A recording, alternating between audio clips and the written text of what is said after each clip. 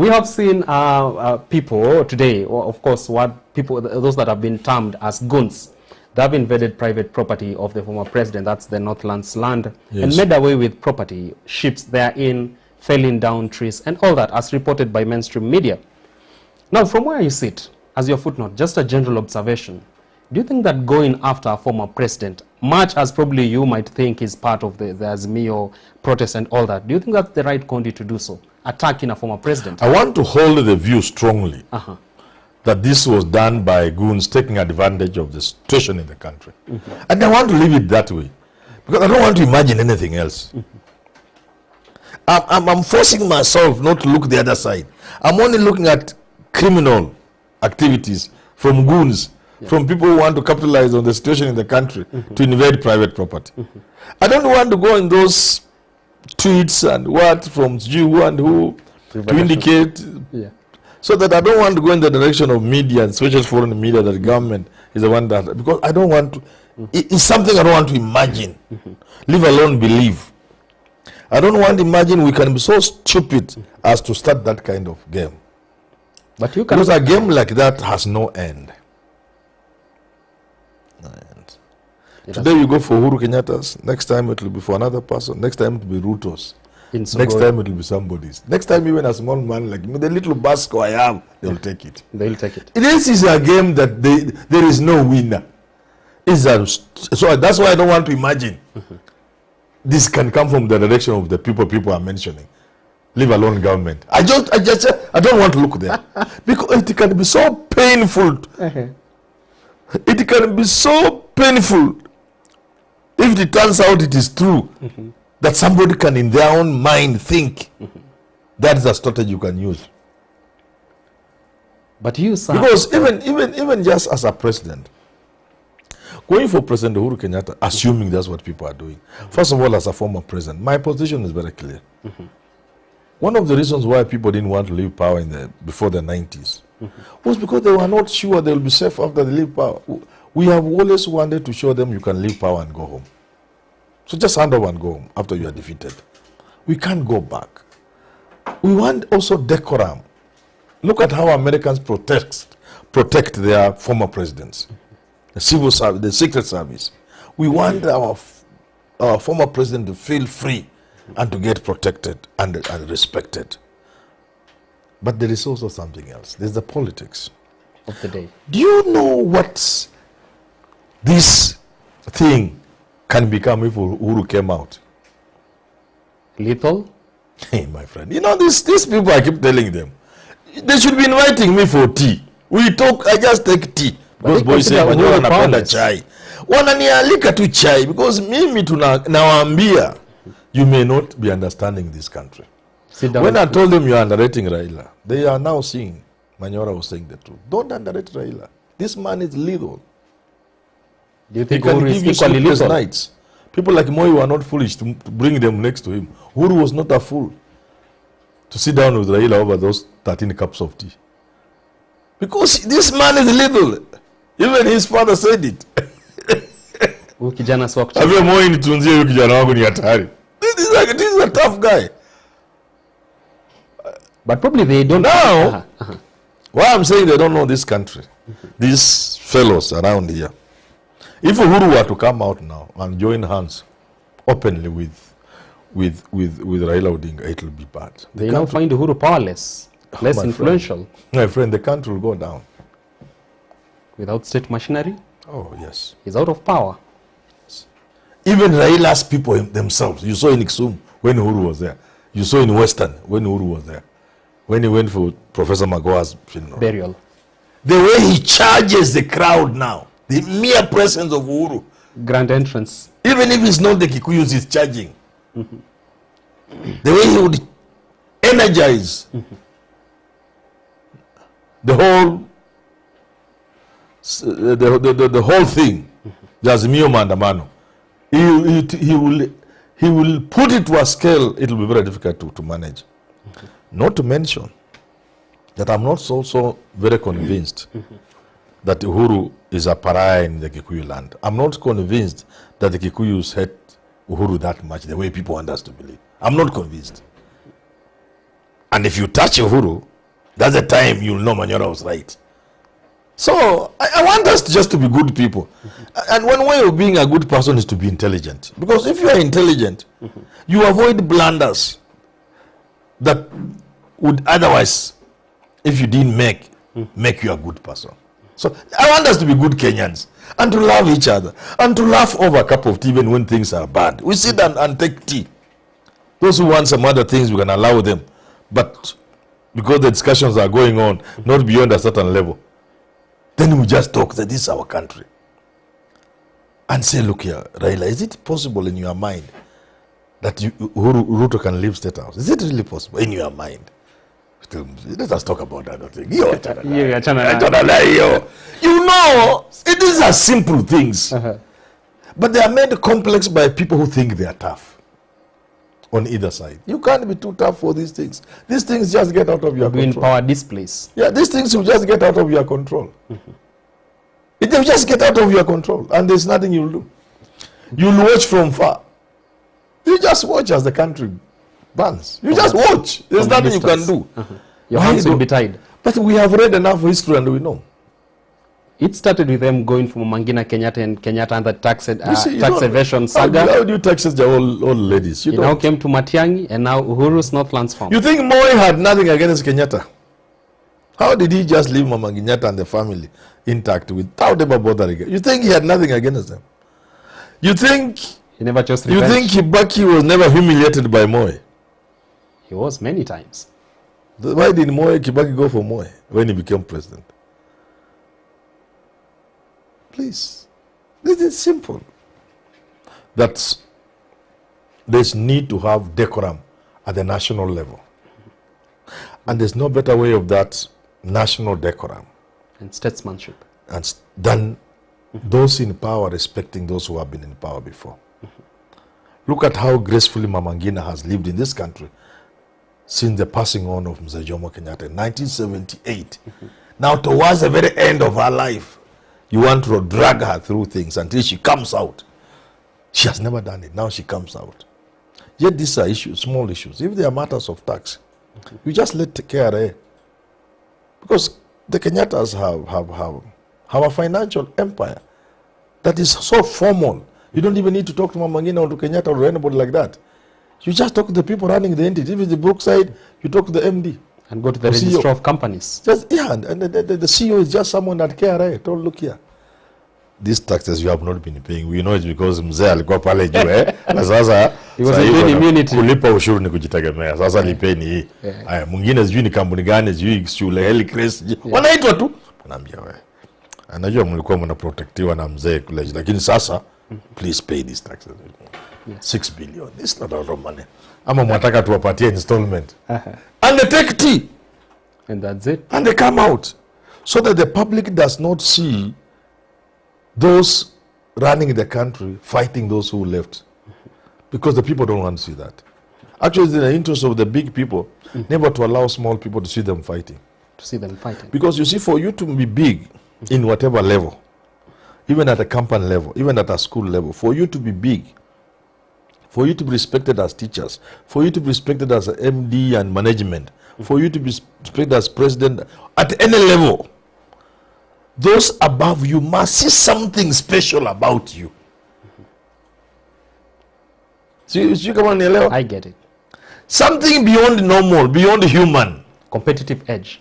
No, not that. Yeah. Something like you are special in some godly way. Yeah.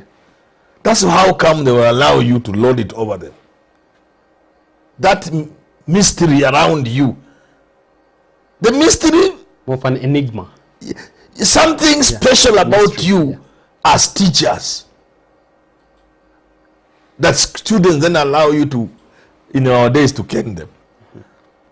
And in a country for you to govern, people must see that you are also, that you possess some special qualities. So I'm unable to explain it very well. So when you go for each other na mnajipaka matope, the people under you begin to doubt. And you become just ordinary people. Let me give you a good example. Sure enough.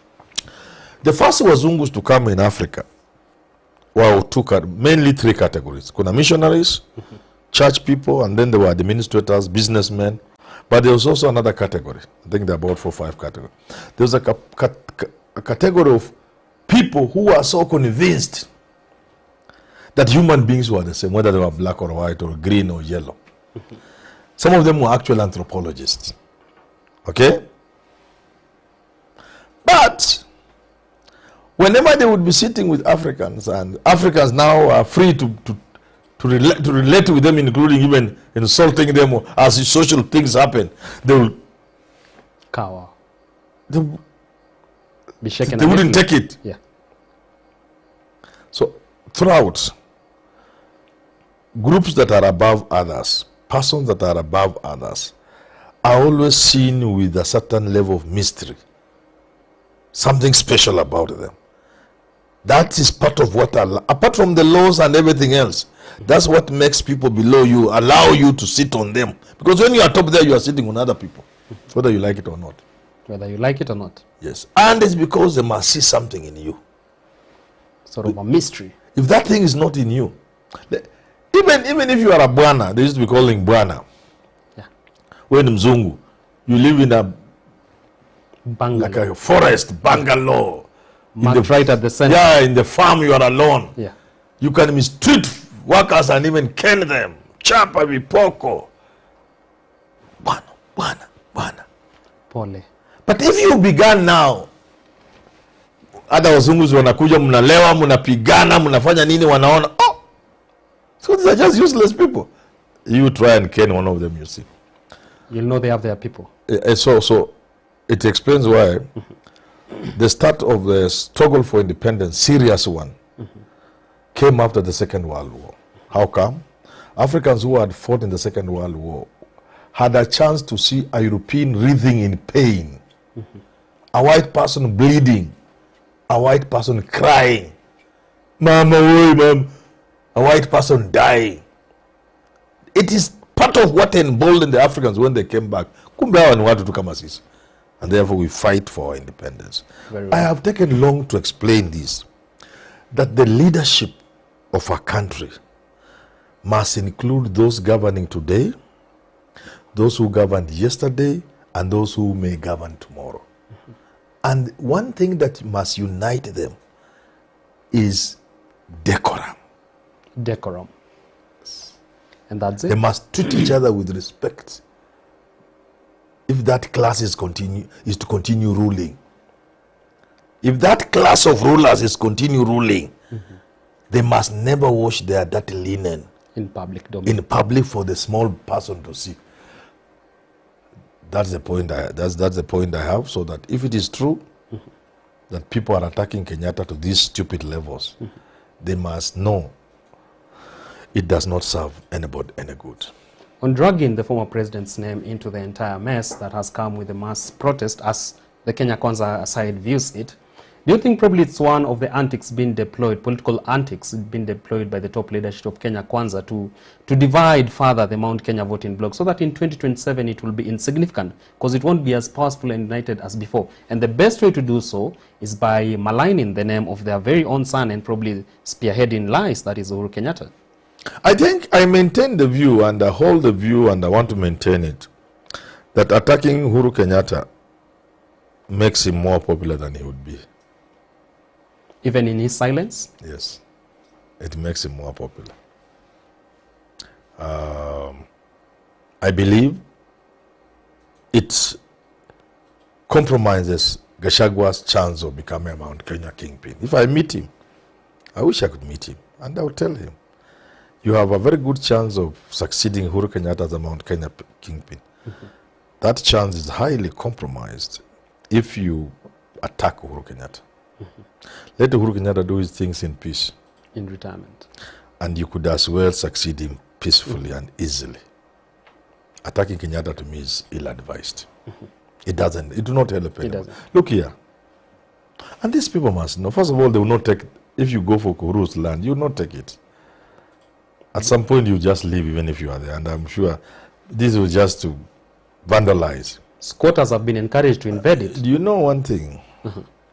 Uhuru is not just a kiosk operator. The Kenyattas are not running kiosks. They are running a financial empire that are global. So you would expect their property and even Raila Odinga's property, they're highly insured. Highly insured. So there's no loss they will suffer. You see now, you can see, you must know what you are doing. Will it produce any results? Nobody will settle on that land. No one? No one, come on, nobody will settle. Even the government knows it's not possible.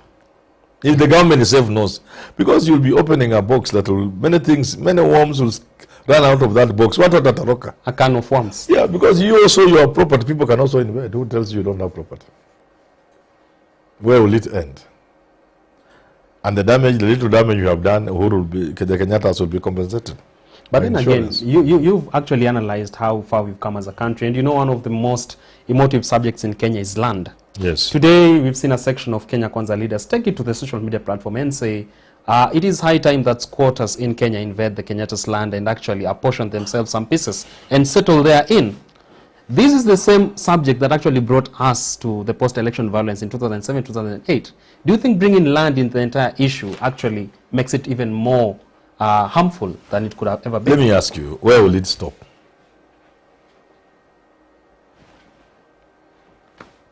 So do you think if you take Kenyatta's land, it will stop there?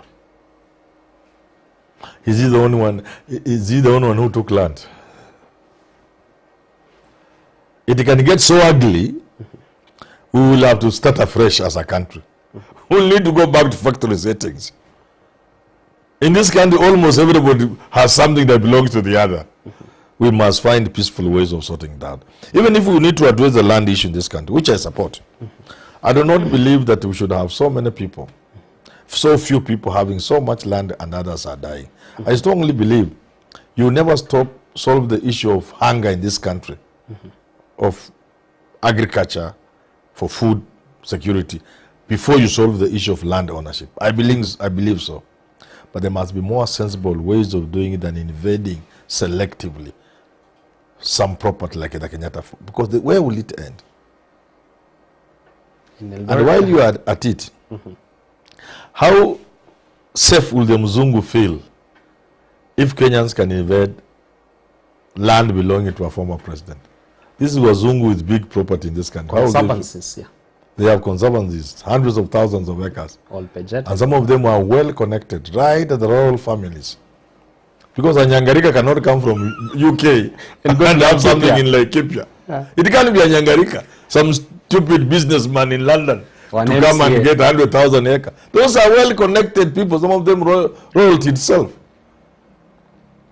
They will soon call Ruto and tell him, please, what is this? Which, you know, but these are things we can do before they get there. Matters of land, especially if you want to repossess land, my friend, it can get ugly. It can get ugly. It can get ugly. And nobody should now, because some people think me, I bought it from a third generation owner. But people know whose land that was. They will not listen to this nonsense of innocent buyer. They will not listen to it. They will just know this was ours. So let's go for it. Where will it stop? I want us to address the land issue at some point, because we shall have to. It's a conversation we must have. We must have that conversation. Soon enough. Yes. But it cannot be solved by recklessness. 1,223 of you watching us from different parts of the globe. I'm seeing many of you. Some are joining us from South Sudan. I'm seeing one from Tanzania, Cameroon. I'm also seeing one from Djibouti. And so many of you are watching us from Europe. I'll be sampling in some of your views in a few. But let me probably go to the question of, if probably Rigathi Gachagua harbors presidential ambitions, yes, like what many believe, do you think he's already shooting, himself to the arm? Because you are going after a former president, and also at some point you'll want to be a president. Don't you think it is yet to come into reality in his mind that what goes around comes around, and that's not a path to take if he harbors presidential ambitions? It's a bad path. It's a bad path. It's not a good path. No. It's not a good path. All these big people, for example, have properties in Mombasa, in Nakuru and elsewhere, and in Narok and where have you, and nobody quite knows how they got those properties. Very well. And attacking one of your own is not a good idea. There's always talk about why is he attacking Uhuru and nobody's attacking Moi from the other side. And this shows on social media. It will not serve anybody's good. Attacking each other as a people will not serve us any good. It does not matter who is attacking who. But we will always have issues. Raila has genuine concerns, which every Kenyan believes in. The people believe what Raila is saying. Those are issues we must address. But there should not be issues that should take us in the direction we are moving. No, however genuine, however grievous, however grave the issues, they shouldn't take us on the path of destruction. The path of destruction. Then again, if we are going to look at some of the solutions that we can put there so that we don't go the perilous journey of the country going down, probably it has to start with Mount Kenya voting block, which is one of the most massive voting blocks in the region. And it is therein that we are seeing DP really drag Uhuru's name into what is happening in the country since they took over power. Don't you think the Gema community, Council of Elders, has a right to play, and timely so that we don't have spillover effects whereby a son of Mount Kenya, Rigathi, is going after the president? Don't you think the Gema Council of Elders has sort of taken a back row seat, and the pin drop silence from them is going to haunt the peace and stability of the region? You know, this Council of Elders from all over the country, they have been misused because of power and money. Today they are here with another leader. Tomorrow they are saying the opposite about the same leader, now praising the other one. The only Council of Elders that I respect is in Chege. Chege. Kiama? You've seen them going here and there, you know. Some of them are going to Siaya, next time others are blessing Muturi, and other, you know. Even a member of Kenyatta's family. Yeah, so those are, forget, they have become commercialized. But in Chege is still okay. Basically, this thing is even beyond the elders. This is a national issue. This is a national issue that must be addressed at the highest possible level. Which is the presidency. The presidency. The president should just come and say, we must have had some misunderstandings as people. We must have misunderstood certain situations. Right now, countrymen, we must talk as people. We must talk as people. Yeah. On my part, as the president of the country, I invite my brother Raila Odinga for a discussion. All right.